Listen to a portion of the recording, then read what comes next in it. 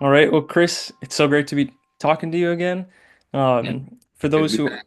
yes, for those who aren't familiar, Chris is the creator of Minilife TV and a very talented voice actor. So I guess just to kick things off, could you tell us, what are you up to these days? Um, let's see, I'm always up to a lot of things. I guess Lego wise, the main thing I'm up to is working on a mini life film. I mean, mini life fans know I've been working on it for a long time. And it's gone through a lot of changes through production and everything with rewrites and everything. But uh, I'm gearing up to, we're finally going to be animating soon. Yeah, Yeah. I'll say one of the biggest, one of the longest like delays for it, or like one of the biggest changes recently was I've been learning Blender, the 3D program, which a lot of people have seen me posting some videos here and there of showing what I've made, like Spider-Man stuff, like test things like that. And initially, it was just going to be like, used for background stuff, like real minifigs, background and everything. Hmm. But then last year, it got to a point where I realized oh, like I can do this photo realistically. And then uh, I just did some more tests on my own, and I was like, I think I'm just gonna go full CG with the film. Hmm. So I don't think I've said that publicly uh, to my fans yet. So I guess this is kind of an exclusive, it's exclusive Yeah. news for any Mini Life fans watching. Um, but yeah, the Mini Life movie is going to be full CGI now. Um, but hopefully it's still going to look like stop motion. I still animate in Blender like I would with the real thing. Yeah. Um, and it's gonna allow the film to get done a lot faster. I think it's gonna allow the film to look a lot better and allow me creatively to do a lot more things that would be way more challenging or even impossible if it was just stop motion. Yeah. So, um, yeah, that's the main thing I got going on. Yeah. That's awesome. And of course, I follow you on Instagram. I've been seeing your Blender animated shorts and reels, and they are amazing. Like they look like so sharp, and like envisioning a full mini life movie of that quality, that's extremely exciting. I mean, that will be, I mean, it's like the Lego movie level, it just in terms of the dynamism you bring to the animation, like the video quality. It looks really good, man. Yeah, I'm excited. I mean, because like it was a surprise for me because like I didn't think that I would get to that level on in Blender where I could make like the minifigs and everything look realistic to me because I Hmm. feel like it's sort of like in movies when if they have like a CGI person or a deep fake or Hmm. something you just look at it and you're like it just looks off, like it just doesn't look right. Hmm. I feel like I have that, and I feel like a lot of Lego, a lot of brick film watchers have that too, where they see something and like they just know if it's not like Lego, like if it's fake, like it's CGI, like it just Hmm. looks a little off. So I very clearly remember the night that I like finally did like a render where it looked real, and I was like oh shoot, like I'm not experiencing that like fakeness in my Yeah. brain, like it looks real. And that was like such a huge like mind-blowing night for me. I actually like stood out of my chair and like started pacing back in my room. Yeah.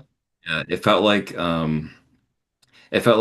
in like I've heard stories of like the making of Jurassic Park Hmm. because I don't know if you know, but the dinosaurs in the first Jurassic Park were actually going to be stop motion. Yes, I have heard that. Yeah, and then they kept ILM kept doing tests with CGI and computers and stuff, and then they had a the I think the first thing they did was like a walking T-Rex, and like that like blew Steven Spielberg's mind and everyone else on the team, and I feel like I had a similar moment. Yeah. I It's reach the level of realism in Blender. So I'm really excited. Yeah, and it's I've done some Blender animation. Like even for Gray Horizons, there was a little bit in there of like the spaceship shots and the astral realm shots. Yeah, I was But gonna ask you if you yeah, had done that or if you got someone else to do it. no, I actually did.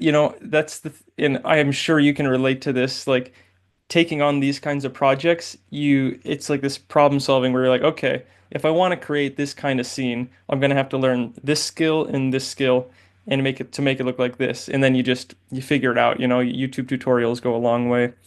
Yeah. But yeah, I thought I was going to commission them, but I ended up just figuring it out because Blender's a free program that you can learn how to use it for free, and it's like, why not? Why not like cash that skill into your tool bag and save it for later.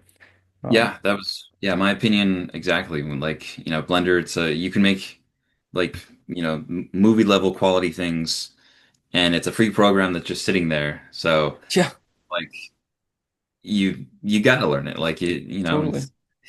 it's just an important thing to yeah, anyone can pick it up. So yeah, I recommend it if you have a good enough computer. Yeah, yeah, Be on its own. that's for sure. I Blender has work doing Blender exclusively on my laptop has made me a more patient man, I would say, um, out of necessity. But so obviously with like creating the movie in Blender, you get to escape this huge obstacle of the expense of actual physical Lego bricks. Yeah. Um, but Well, that I'm was one of curious. the factors in my decision, I'm yeah. sh Yeah, I'm sure. So what are some like in that transition from like stop motion to fully CGI? What are some like the biggest, I don't know, challenges, and maybe like pros and cons or obstacles that you face in making that transition? Let's see. Well, I remember when I first started doing it, because I was like coming off so fresh from stop motion that like it felt like I was cheating, like Mm. especially like if I made a minifig like jump or something, I was like, I don't have to worry about gravity anymore. I could just, Oh yeah. yeah. And then another thing I love is that you can start animating a scene and then go to work and then come back Yeah. and pick up right where you left off. Whereas like stop motion, you have to like, you know, try to make sure everything in the set is perfectly still. Nothing shifts while if you have to leave. Yeah. And yeah, that's that can be quite troubling. Um, but yeah, I mean, there's some difficult things too. I mean, obviously, there's the whole thing of like realism and everything. You want it to. I mean, not everyone. Maybe you want it to look cartoony, but me, I want it to look like my old stuff, like my stop motion stuff. So Hmm. achieving a level of realism was very important to me. So that was sort of like everything I did was sort of just a test of that, like testing lighting, testing different textures, testing all the different like camera settings in Blender, and trying to make it uh, make the settings like the sort of the same way you would with like a real camera. Like Hmm. I used to use a Rebel, a Canon Rebel T3i. Oh So yeah. yeah. I've used a T2i and a T5i. I used a T5i for Gray Horizons, I think. Yeah, I bought a T7i Oh, for the nice. film, and then I'm like, I don't even need it anymore. I could just use it for photography. Yeah. Do you do like photography outside of brick filming? Here and there. Lately I've been using it for because I work for a Lego store called Bricks and Minifigs. I You don't know if you've do? heard. No, I Yeah. haven't.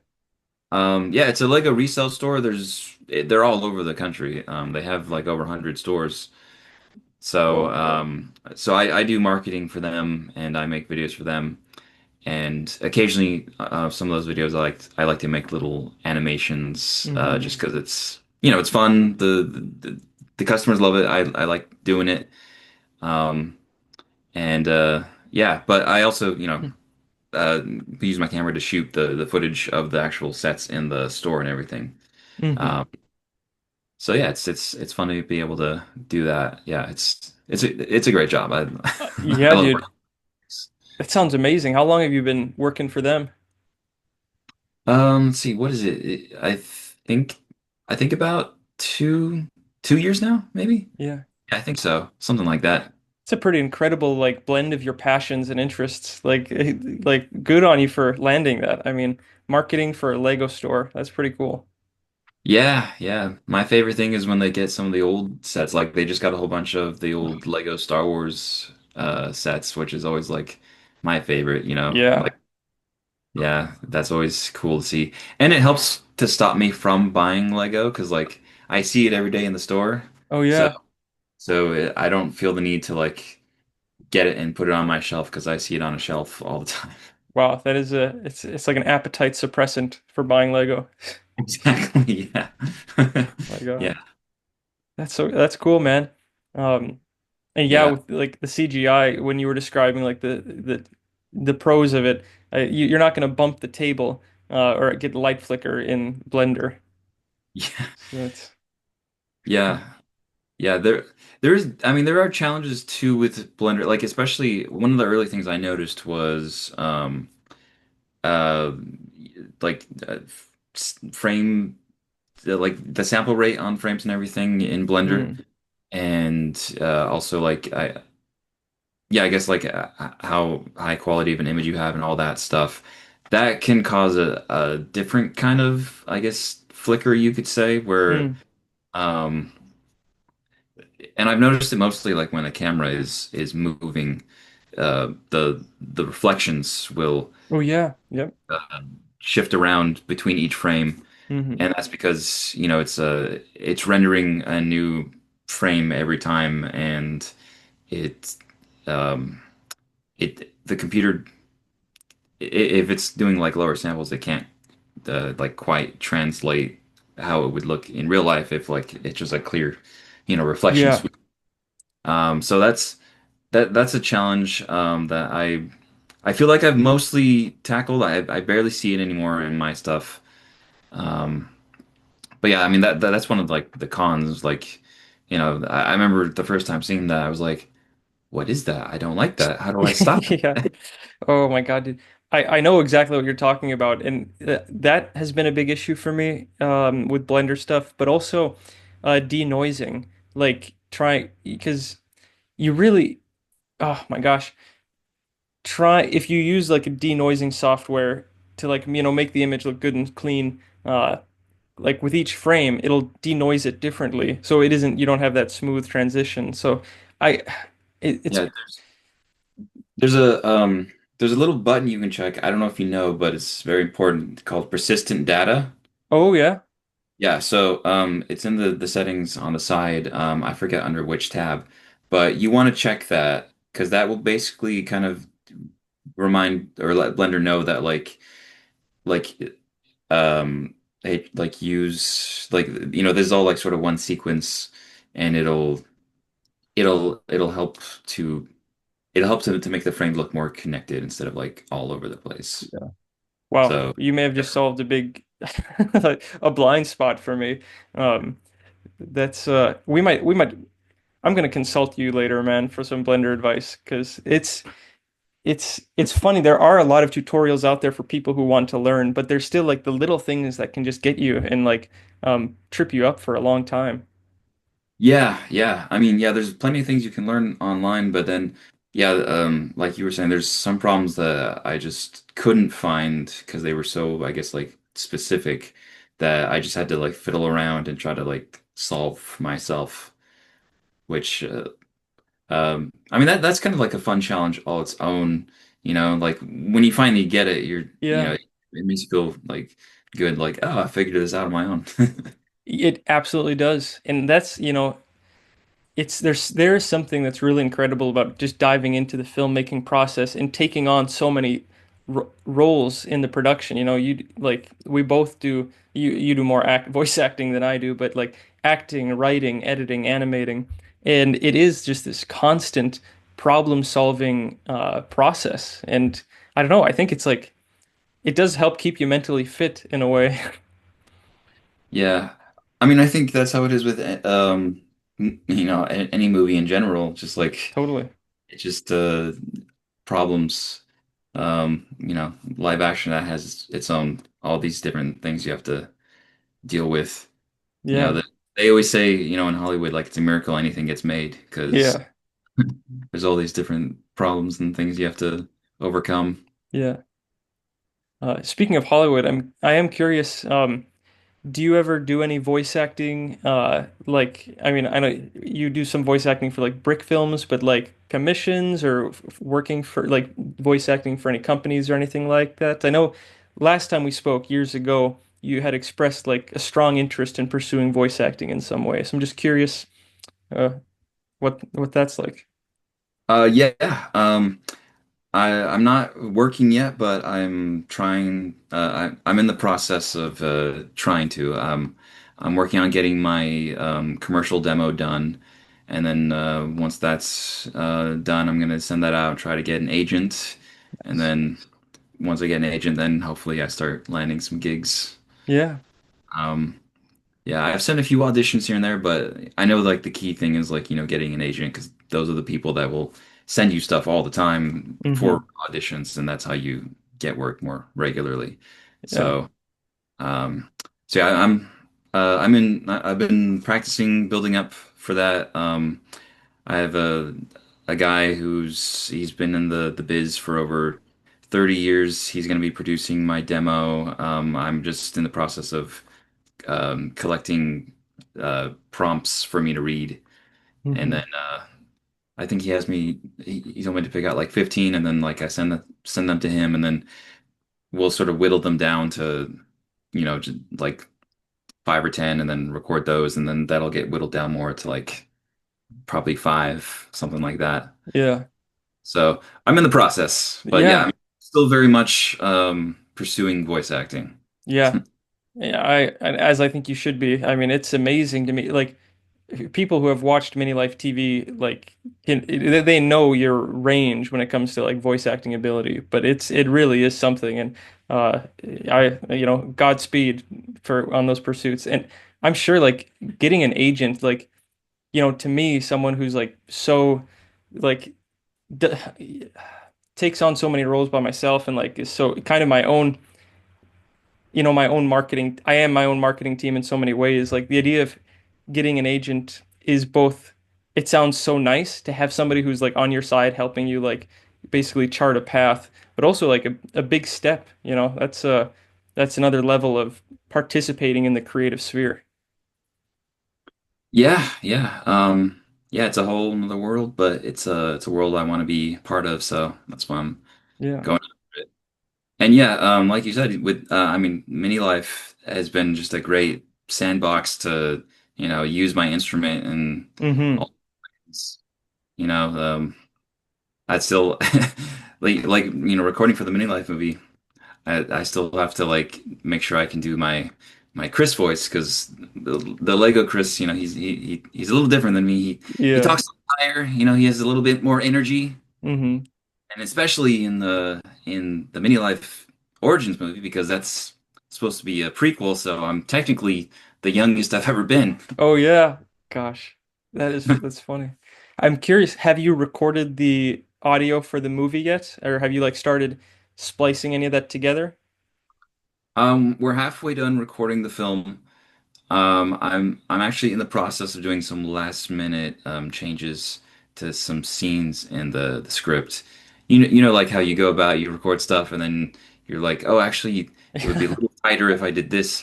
Oh yeah. So yeah, I'm going back to that, and I'm gonna have to bring some actors back. Yeah. Um, but yeah, I mean, it's all very exciting, and this is like it's been like such a long time coming, but like this is like finally the year where I'm going to be able to sit down and start animating it, and yeah, I'm just really excited for that.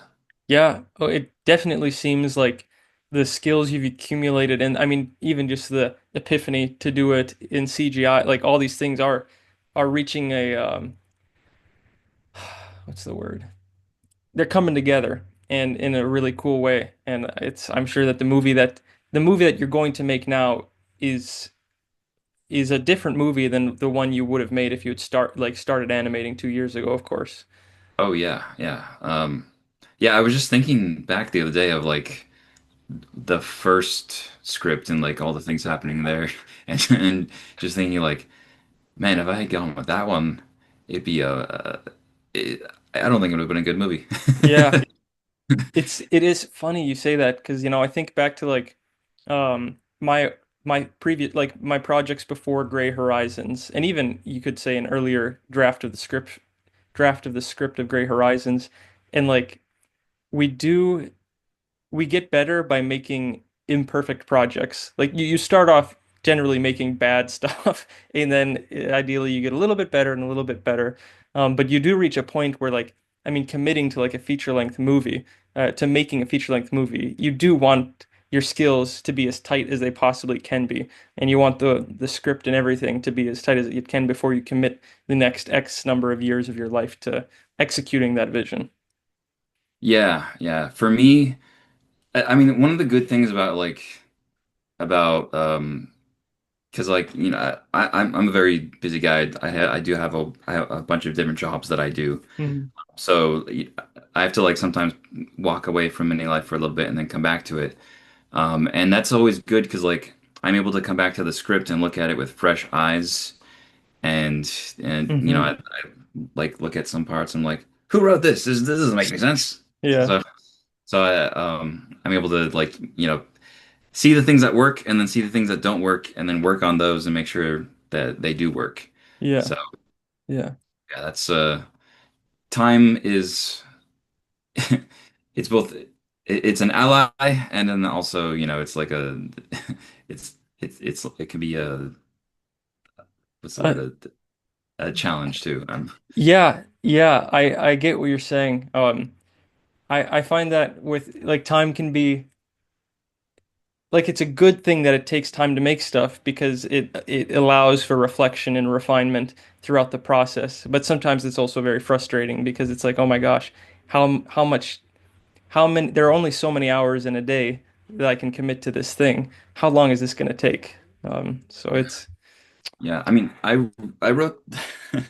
It's crazy to think, but I wrote the first. I started writing the first draft of the film back in 2017. I think that was when season five of Mini Life wrapped halfway through the year. So I started Mhm. writing the film right after that, and I spent like a year doing that, and then yeah, look like we're almost we're almost like 10 years later almost. Yeah, wow. And yeah, so I mean that's like one determination of like I don't I don't want it to be 10 years, like right now the projected timeline for production is starting animating the film this year, and then I imagine that will bleed over to a little bit of next year. I don't know how much, but I know that if I like start now and then keep at it for the rest of the year, the film will come out at some point next year. So that's Yeah, that's a good feeling, and I think a good timeline too. I think Mini Life Origins 2026 is a it's a good beautiful. yeah. Put Yeah. that put that in the Marvel timeline. Yeah. 2026. We're gonna hold you accountable to that. Yeah, well, you're getting a lot of exclusives here. Yeah, wow. This is hot off the press, people. Uh, I am curious. You mentioned actors before. Can I ask how many other actors you have involved in the movie, Oh, that's a good question. I if you don't have a know. sense? Um, quite a few. Yeah. Yeah, there's like about like a different person for like every voice almost. Yeah. Um, yeah, and they're all from different adventures, different things I've done over the years. I used to work at a place called Pirates Dinner Adventure, which is like a dinner theater place, and so I befriended a lot of pirates Huh. there, and quite a few of them are voicing in the film. And then I have a lot of other great friends from other facets of my life who also are contributing their voices. So So yeah, it's going to be quite a diverse cast, and it's also I don't know. For me personally, it's really cool because it's like sort of just it's going to be an amalgamation of pretty much every cool person that I know. Yeah, that is very cool. It's there's something there's something really fascinating about projects like this because it is an amalgamation of who you are, kind of, and where you've been, what you've learned, and also the people you've met. I mean, that's it. So, did you just reach out to people and say, "Hey, I have this character. I think you could do a great voice for it." Did you like ask them to voice certain characters? How did you go about deciding who is going to be who? Um, yeah, well, let's see. There's some that like yeah, I was like writing the script, rewriting the script. I like rewrote from scratch at some point. And I was doing that version while I was still working at Pirates. So as I was developing some new characters, I would I'd see my friends in the cast and be like, maybe they got a pretty good voice. Maybe they could match this. Hmm. Um yeah, I mean, one thing I've always been surprised at is, when I tell people about like what I'm doing and everything, everyone's always like super excited. They Hmm. think that like, oh yeah, I'll do anything. I'll just say one line if that's all you want. Hmm. Like, I guess that's the sort of clout that Lego has. That everyone loves Lego and they think it's cool and it's just like it's a fun thing to do. It's a fun to see your voice come out of a Lego. Yeah. So yeah, yeah, everyone's always very enthusiastic. Hmm. If I have anything for them to do. I have more people that want a voice in Minilife than I do roles. So Yeah. yeah. Um, Good problem to have. yeah, like I said, it's gonna be a very diverse set of voices for the film. I mean, this is certainly the Minilife project where I voiced the least in because I think I'm only playing myself. Mm. Like usually I have all these other characters I play. Um, but yeah, like I mean, for one, it's a prequel, so it's before our character Snowball the Vampire is even in the series, Yeah. so he's not going to be in it. Yeah. And the other character that I voice most often in Mini Life, Wilkins, who was like our program coordinator Yeah. manager guy, um, he's not in it either because it's like before him. Because Oh, this is like Chris and Ian in college, yeah. One. so yeah. Which is it's nice. Like I didn't want to voice too many people because like I just want to focus on my character since my character is one of the main characters of the film, and that way when I'm making it I'm not worried about like how I sound. I can just worry about how the rest of the actors are performing. Yeah. Yeah, I'm always I'm always much harsher on my own performance than other actors, so it makes it a smoother production if I just get other people to Yeah. voice. Yeah. And there is really, everybody, even people who can like voice act with range, there is something about having different people with different sets of vocal cords, different vocal qualities, all coming together to create this like tapestry of dialogue. Um, I Yeah, it's been so, in my pursuits, like it's been so fun um, recording voice actors. Like really, and like you said, people love to be in stuff like this. We held auditions for The Hunger of Slag and for Gray Horizons, and the people who show up to auditions for this kind of project are people who are like generally very enthusiastic about weird niche, and whatever it is. So there is something tremendously fun about stitching together other people's voices into a scene. yeah. I mean, for me, one of the most exciting things is, like I said, there's a lot of new characters in this film, and it's exciting to bring people in and sort of hear them come to life for the first time because Yeah. for that you've only seen them on the page. And um, another reason, like when production has been taking so long, is because like I will bring people in, we'll play around with a voice in my booth, and it'll change like my perspective of the character. Like hearing Mm. hearing what someone can bring to it. And that gets me thinking like, oh, maybe, maybe we can add this about them and change this a little bit. And so I'll go back and like sort of rewrite, shape the character more to the person that I've cast to be this character. Yeah. So yeah, it's one of my favorite things about the whole process, that whole collaborative process of you know, seeing what other people can bring in, taking that and then making it even bigger.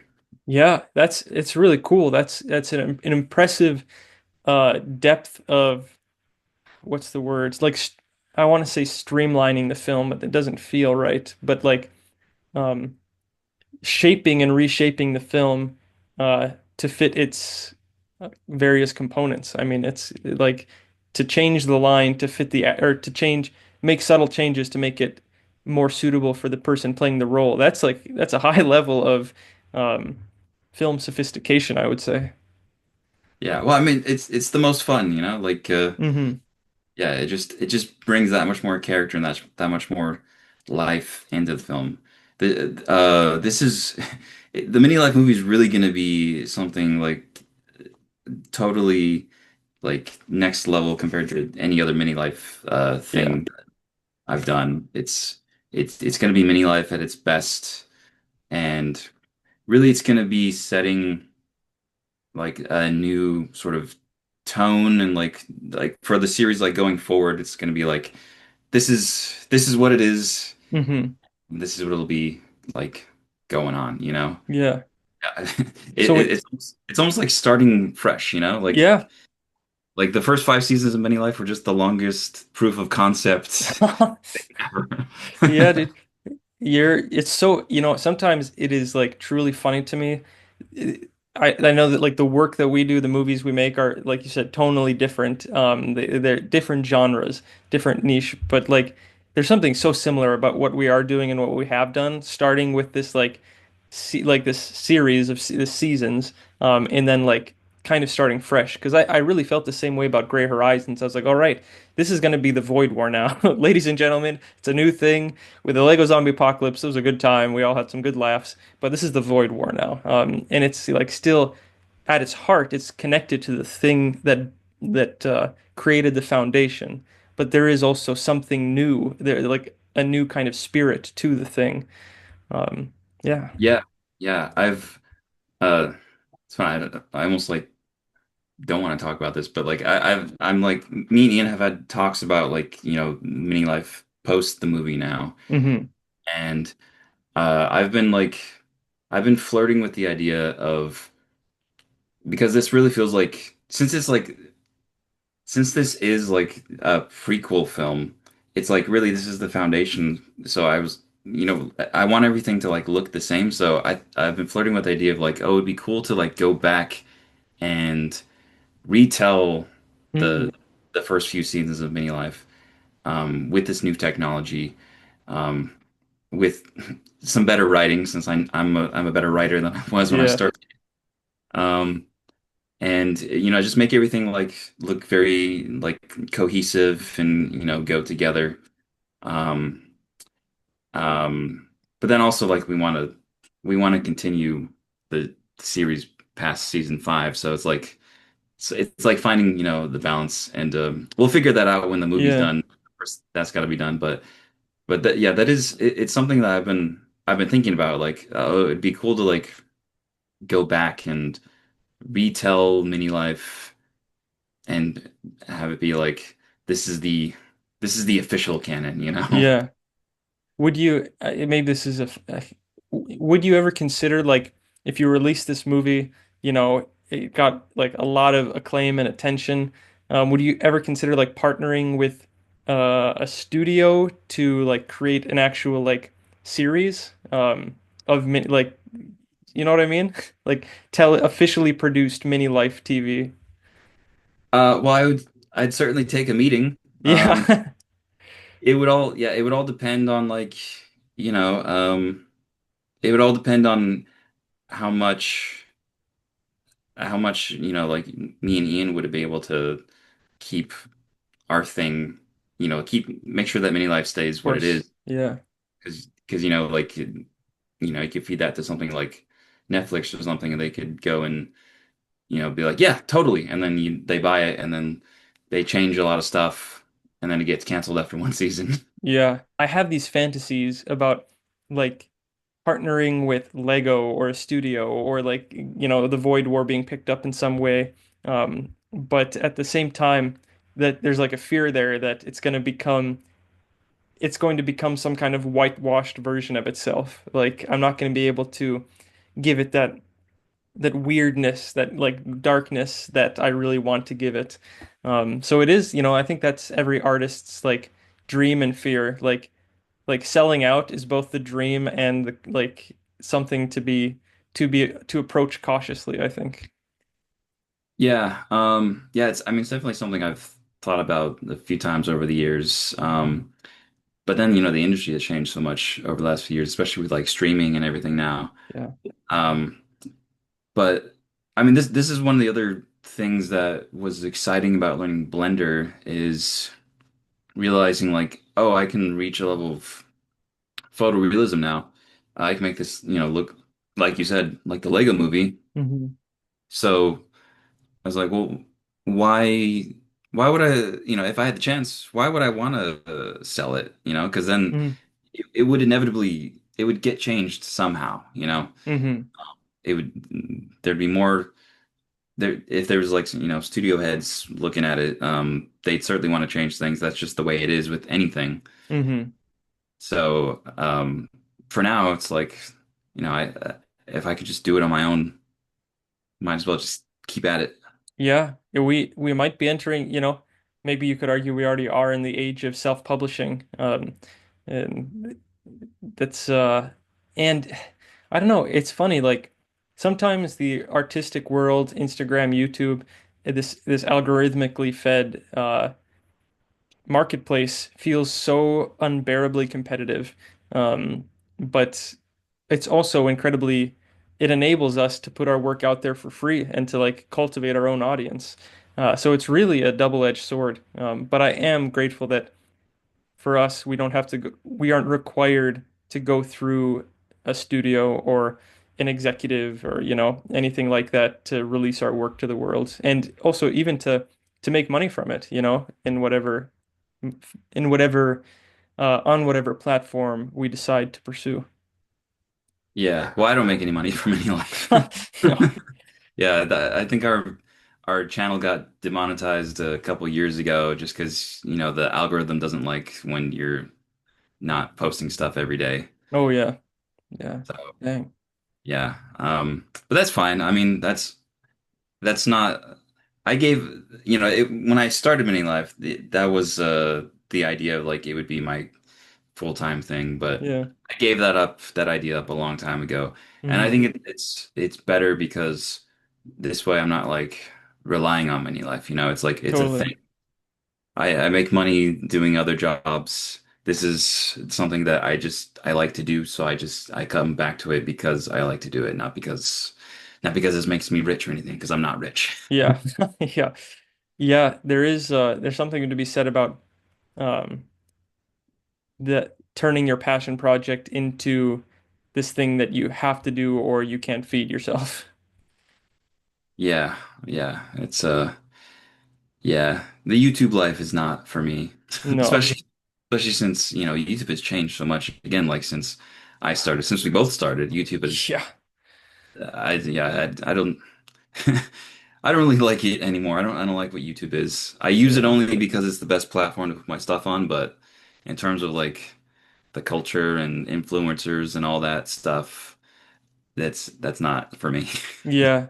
It's it is funny. I look at like videos I released, years ago that went like decently viral or did like really well compared to like stuff I release now that seems like it just struggles to do even half as good. And it is so different now. And it is exhausting in its own way.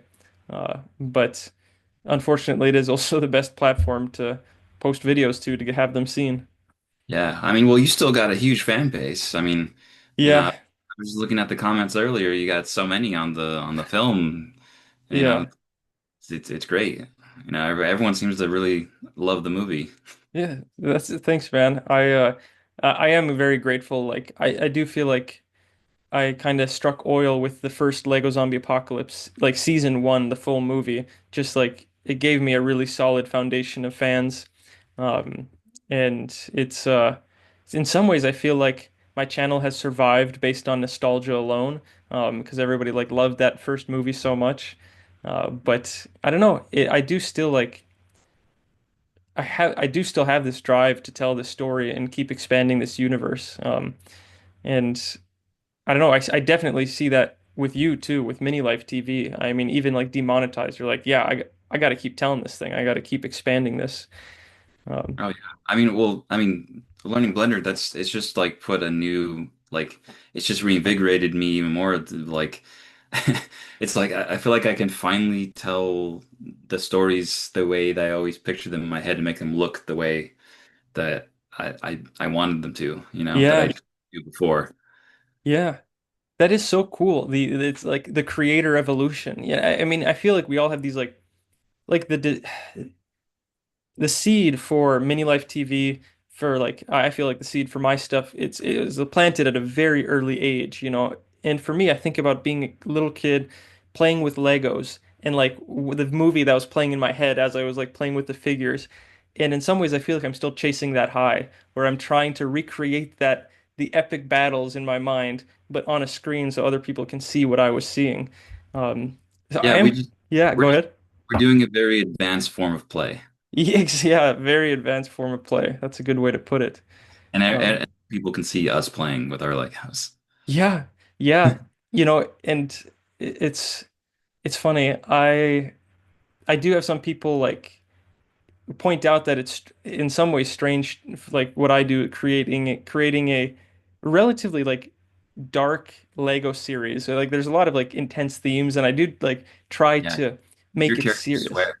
They swear, yeah, it's a you know it's serious.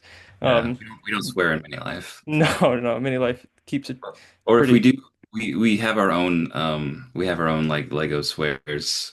Oh yeah. Like instead of shit, like we'll have a character say, "Oh, bricks," Yeah. something like that. Yeah, yeah. More fun for us that way. Yeah. No, that is great. That's such a good way to like work around um the harsh edge of actual curse words, Yeah, while keeping the energy. yeah. But I mean, it works for you because you have a more serious, like you said, tone Yeah. with monsters eating people and Yeah. Tearing them in half. yeah, Um yeah, but you know, when I was a kid playing with Legos, like what I saw was epic battles and like high stakes and real like just like life or death situations. So for me, like I really am just trying to recreate that for other people to see. But of course, there are different ways to approach that. But I am curious, like, I mean, you've been going with Mini Life like since you were what, 10, 12? Uh, I mean, Lego or Mini Life? Mini Life. No, I started Mini Maybe. Life my first year in college when I was 19. Oh, Yeah. really? Yeah. Gosh. In my mind, it was like way earlier than that, but gotcha, No. 19. Yeah, I remember because I had when I was a teenager in high school, I would make like usually like one Lego like little film every summer just for fun. Yeah. It was usually like Star Wars or Batman or something. Mm-hmm. Um, and then well, this is kind of this is kind of the film. So like I got to college and like I wanted to make movies and stuff, but um there wasn't really classes where me as a freshman where I could just jump in and like we would make like films or anything like that. Mm-hmm. It's what I wanted, but it's not. It wasn't. It wasn't the reality I could do. So I was kind of disappointed and a little disillusioned with college. Hmm. Um, and um, at the same time, I was hanging out with Ian because we met in high school and we happened to go to the same college. Hmm. So I would visit him. He was dorming there, and I wasn't. So I would visit Mm. him. We'd like have lunch and everything in his dorm. And I remember around the same time I was watching. I had seen Dave Pickett's Nightly News at Nine series, Oh yeah. and that's like a fun zany world and everything. And I loved what he did with that and like making his own world. And like, I liked how it wasn't based off any existing IP like Batman or Star Wars or something. And it was just like a fun world. And it was like, oh man, I want to I want to see more of this. Like, I want to see like more of a zany Lego series like this. Hmm. Um, but he only had a few episodes because like everyone else got busy with life and stuff. Yeah. Um, and so I just started thinking like, well, I remember like it wouldn't take me too long to like make a film in summer when I would do it. And I was like, maybe if we start ahead of time, we can we can like produce something every week. That's what I really wanted to do. I wanted to make a Lego series that'd be fun for people to watch where they could tune in every week. Hmm. If you remember in the early days of Minilife, there would be a new episode every Friday. Mm. Jeez. Um, yeah. It's an intense schedule for stop Yeah. motion. Yeah. So so yeah, that was kind of that was the start of it. I was just like, yeah, I think it'd be a fun thing to do, and then talked to Ian, and he was on board, and but yeah, there definitely was not enough planning for it because I was young and I didn't really think that far ahead. I Hmm. didn't really think of like a world or a story like in the early days. It was really just whatever I had lying around on my desk, like it's funny. I remember looking around before I sat down on my computer before I actually started writing the first script. I started looking around and I saw on my desk like just all these different Legos lying around, like the crash test dummy. I Hmm. saw the vampire minifig, which eventually became Snowball, and I saw Archie lying around because I had built him for a separate a sci-fi series he was going to be part of, and then Mm. that I didn't do that. So it was really like that sort of special moment of just like looking around, seeing what I had, and then like deciding to take all that and just a show about everything. Yeah. Yeah. So yeah, I remember I sat down and I wrote like the first 5 or 6 episodes in one go, and I was like, this is really fun. This is cool. I think we should do this. Um, so yeah, that was the start of Mini Life. Me and Ian just were trying to make each other laugh. Whatever we thought was funny at the beginning, and then as we started going on more, that's when I was like, oh shoot, like for this series to work, I actually need to like sit down and figure out like the rules of this world and Hmm. how everything works. Because up to now we just kind of like whatever we think goes. Yeah. So that's when I actually sat down and was like, okay, what is the planet they live on? Is it Earth or is it something else? So then I came up with Lagondo, which is a throwback to Lego Island, which Mm. is actually my background, Oh yeah. Information Sick. Center. Huh. Um, in that game, they had there's these acrobats called the Flying Lagondos. Mm. So that's where I got that name from. Okay. Um, and yeah, I think so. Yeah, so it was around like season 3. That's when I started coming up with like rules for the world and everything. And then season 4, that's when I decided like, okay, it'd be cool to have an actual like story, because Hmm. that season 4 is very different from the first 3 seasons. Oh yeah. Um, and then it just kind of yeah went on from there. Um, season 5 was an interesting season because it was Chris and Ian without their studio, and I was a little bit lost actually with that season because like I mean for one I was still developing as a writer, um, and I back then I was still I was writing for plot instead of character like I should have been. Mm. So I'd come up with situations, but I wasn't like developing the characters like I should have been. Mm. So It was a very like when I think of that season, I think it's very like cerebral kind of season because like I was figuring stuff out, and I think it has like a different tone. Like it kind of looks like the characters are trying to figure themselves out too. Yeah. Um, but yeah, and then now we're at the film. Yeah. I mean, it's the mini life Chronicles Oh, ones. yeah. Yes, that's right. But that's, it just goes to show how interesting it is to observe someone developing a world like this or a series like this over time because you see how they develop as storytellers. And how you even view story and like approach it. I am curious what has helped you develop most as a storyteller, like throughout the last decade? I don't know if you've taken courses or read books or just like consumed stories. Is there anything in particular that you think back on and you're like, yeah, that really like went a long way in making me understand story structure? Um, let's see. I mean, there's so many things. I mean, I think one of the biggest things as a storyteller. I mean, for one, I remember early on, I watched a lot of videos on people talking stuff, and especially like I know one that was very influential was Pixar and like how they develop stories and like Yeah. writing for like what the character wants and versus what they need. That got me like thinking a lot.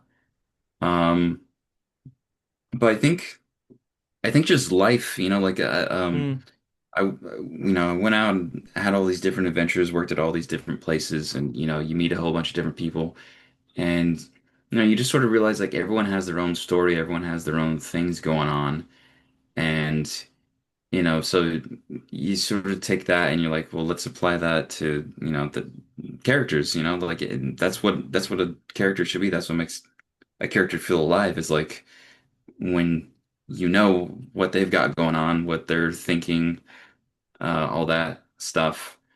Um, and yeah, and then of course, just watch movies and things like that, read books. hmm The more I'd say it it helps to really study like something that you like and ask yourself like why do I like that so much? Like hmm why do I think this character in this film is so interesting? hmm And then really try to like analyze like what the writer, what the director, and the actor too, like what they all did to make this character so interesting. And hmm then, you find those things out and you're like, okay, that's another thing I can use and apply to what I'm doing. Yeah. So yeah, just to like yeah, just you just take in as much as you can with everywhere that you go. Yeah. Yeah, it's something kind of meditative about that, observing your own enjoyment of things, the way people live and interact, um, and how can you weave that into a story or Yeah. the understanding of it into a story. Yeah, I think some people don't like to do that. Like they don't want to like find out like why they like something. They like because Mm, they'll feel like it'll spoil that for them. yeah, Um, but to me, it enriches it because when you understand why you like something, you're able to appreciate it more, at least in my opinion. And I think it helps you to appreciate more things as you navigate through life further. yeah, and it's definitely like understanding why you enjoy something, it turns it into a tool for yourself. It's like, well, now I know if I want my audience to be inspired by a character changing in this particular way, the way that this other movie inspired me when this character changed in this particular way, uh, I have some sense of how I can apply that to my story. It's very powerful, I would imagine, for a creative and a storyteller. Yeah, yeah, 100%. Gosh. Yeah, I was curious, because I know you did like a premiere for your film, like at Yeah. a theater and everything. How was that? Like, how did that go? It was amazing. It was it had all its own challenges. just to kind of like run through the basics of it, it started with trying to like, okay, I got to raise money to do this because a theater rental, I knew that I could rent out the theater and show my movie, but it's not free. It's like I'd end up paying like $800 total for the rental, the equipment, even converting the film to a format that they can show on their old projector. So that was all that stuff. And what I did was I reached out. This is somebody else's suggestion. And I'm very glad they did suggest it. I reached out to a local Facebook, like a Facebook local businesses group. This is just like, people in the area who run their own businesses. They're all in a Facebook group from the Fargo Moorhead area. And I said, I would love to, I'm premiering a film. I would love to premiere it in the Fargo Theater. Is there anybody who would be interested in like having a meeting to be a sponsor for the film? And I had three or four people reach out to me. Um, and one of them, the two of them were a couple who ran a light and sound company, and they were just like, so generous and just the kind of people who really like to, I don't know, participate in the community, and help make things happen. Then there was another guy who was a photographer and poster designer. He's the one who actually designed the poster for the movie free of charge. He just thought it would be a fun thing to do. There was a realtor. I think that's all of them, but they helped pay. I mean, they paid for a majority of the rental, or they were willing to put their own money on the line to be a sponsor, be on the poster, and have some stuff up at the premiere itself. But after, I had the funds, it was just a matter of communicating with the theater. They had some questions about like whether I was affiliated with Lego or whether they had to worry about that. And I basically said, no, I'm not affiliated with Lego. It's the first frame of the film is me saying I am not affiliated with Lego. But basically, I assured them it shouldn't be a problem Was because that something truly, that you put on, like not affiliated with Lego? was that something I had to put on? Yeah. Well, it is. I feel like I had to put it on because in I didn't Lego didn't tell me that. I didn't ask Lego if I had to put it on. I was just like, okay, what would upset the Lego group? Uh, it would be making them look bad. It would be making people think that I am affiliated with Lego or that like I am like representing Lego in some way. But if it's crystal clear that I'm not doing that, the Lego group, it doesn't seem to me like they would have a problem with a film animated stop motion with Lego showing in a theater, showing on YouTube or even on Prime Video. So that was kind of the philosophy I approached or I took. Uh, yeah, Wait, is and it then is it what? on Prime Video? Yeah, yeah, it is. Oh, that's It's cool. I didn't know yeah. that. Oh yeah, now I got it on Prime Video at the very beginning of 2024. And it's So people could just kick back and watch it on their couch. exactly, yeah, they could. Yeah, it was pretty exciting when that happened, and I wasn't. Part of me kept expecting the Lego group to reach out and be like, "This is you can't do that." Never happened, and it's not like that didn't make me rich by any stretch of the imagination. It's probably over the course of its entire lifetime on Prime Video, probably made me like $500, like if that. But it's there's something about having it on Prime Video that I think legitimizes it in a lot of people's eyes. So Yeah, that's really cool. yeah, Yeah. thanks. Yeah, I know that like with Lego, I feel like it's just sort of like a gray area where like they've never really like officially said anything about like brick film and Yeah. stuff.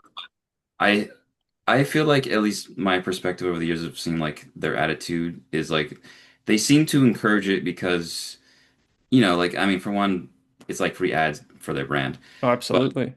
but then also like it's sort of it's part of the whole like Lego thing of like, playing, building all that jazz. Like when kids play with Legos, they're telling stories in their heads. Yeah. And like this is the same thing. It's like all about imagination. So yeah, I've always felt like, again, we don't know, but I've always felt like Lego is like cool with brick filmers as long as we're not like, making something crazy, like it's super sexual or something like Yeah. that. Yeah. Totally. Yeah. I'm totally with you, and I really did feel comfortable taking the ask for forgiveness, not permission approach because I think that. Um, I don't know. I just had faith that it would kind of work out. And if Lego reached out and was like cease and desist right now, I would cease and desist. I would take it down from whatever platform they wanted. Or I think Amazon would do it. I wouldn't have to do it. But I don't know. It did feel a little bit like taking a risk or a leap. Yeah. But But if they did take down your film, then it would add like a new mystique to your film. Like yeah, the people forbidden have to like film. download it illegally and Yeah, that's a good point.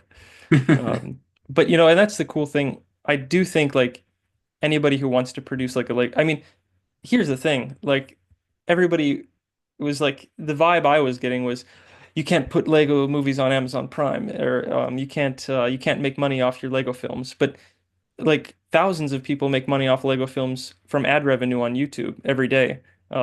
So like the problem isn't making money from stop motion brick films. The problem is something else, and I think it's like representation and making it clear that you're not affiliated with Lego. And so that's I just solved that problem and forged ahead. yeah. Yeah, I think I'll probably put it in the end, like this is not affiliated with like Lego, like in the end credits. Oh yeah. But yeah, I think I think probably also a thing that helps is like if they don't if your characters don't say the word Lego. Yeah, yeah.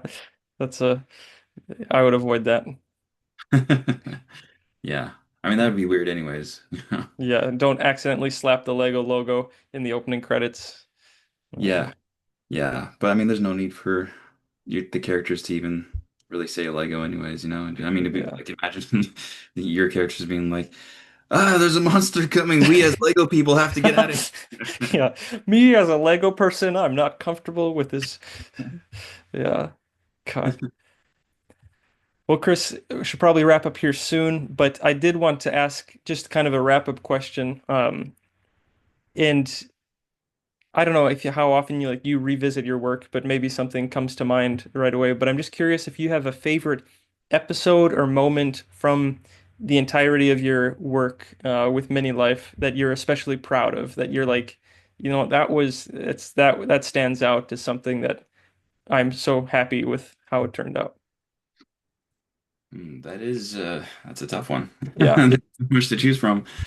Um, see, I know like one was always like the episode season 5 when Snowball's friend dies, and it's a pretty like I think it's like the most emotional moment in the whole series. Hmm.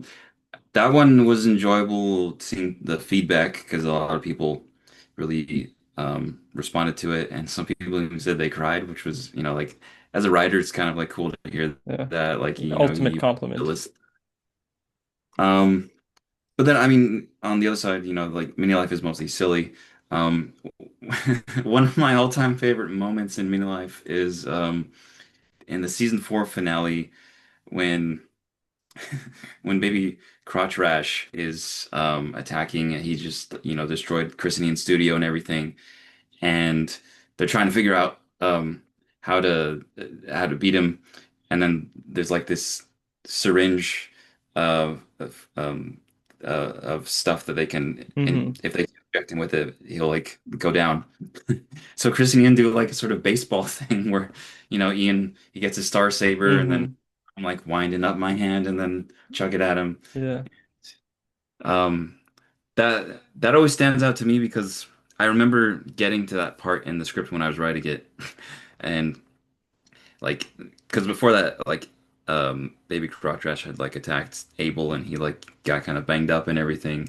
So I remember getting to that point and looking like, oh, this is getting a little serious. We need to throw some fun in here. Hmm. And so that's when I was like, well, Chris and Ian, they're the the silliest ones in the show, so they should have some sort of silly solution to this. Yeah. And yeah, that's when I forget if it's Abel or Master Quilker, but when they look over what Chris and Ian are doing, they're like, "What are they doing?"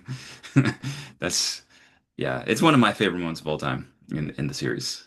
That's hilarious, and really funny you picked that scene because, as I'm sure maybe you remember, that's the scene that I have showing on the TV in its kind of Easter egg cameo in Gray Horizons. That's the clip that's playing on the dude's TV while he's snoring away. So Yeah. that's funny. Yeah, I mean, I'm glad you picked that one. I mean, because yeah, it is one of my favorite. I didn't tell you that before you. No, no, but I mean, it stands out. Like I was like looking at watching Minilife TV and like, what would be a cool scene to like throw on the TV? And it's like, that's fun. That's great. So, Yeah, yeah, I forgot that that was the one that you picked. yeah, I'm very glad you picked that one because I can visualize it pretty clearly right now. Yeah. Well, Chris, thanks so much for taking the time to do this. Wait. Oh, I yeah. gotta get. What's your favorite scene from your film? Oh gosh. Let's see. Thanks for asking. It's fun to think back on. Um, I think it's got to be, and people who like follow me on Instagram and stuff, they're probably so sick of it because I use it in promotional reels all the time. But it is when there's this battlefield scene where the Univirus soldiers are all getting attacked by the slag, the hordes of these like clay fungus slag. And there's a shot where it's like sideways, like looking at the battlefield from the side, and you're watching all these slagic creatures just lumbering across the battlefield as laser fire is hitting them. And there's one that's floating. And it took so long to animate because I basically animated it one creature at a time and then just composited everything together. Um, but it's one of those shots that I feel makes the film. It's like it that like there's some shots that just expand the world in a moment, and I feel like that's one of them in Gray Horizons. So Yeah, that one stands out. that is good. Yeah, it came out really nice too. Yeah, Thanks, man. Thanks. it looks like it was a lot of work. It was animating those clay creatures it's no joke. Yeah, especially it's one thing animating like Lego guys, but when you have things with tentacles and multiple tendrils and um, like weird body shapes, it's a different types of challenges. Yeah, I do miss working with clay sometimes because clay is fun because it's Super so fun. malleable. It's yeah, you and because in one of your first episodes or earlier seasons for sure, you have a clay creature of some kind that Yeah, raids the studio. yeah. I remember seeing that and being like, yes, That was that's another one of my favorites. yeah. It's the just I can picture it pretty clearly. It's the visual of it stands out. Yeah. Well, man, thanks for this. It's always great talking to you, and Godspeed on the Minilife movie. I am cheering you on hard. Like I love what you do. I love this kind of thing, and I think maybe I'm not trying to toot my own horn when I say this, but it takes a lot of fortitude and grit to pursue projects of this scale.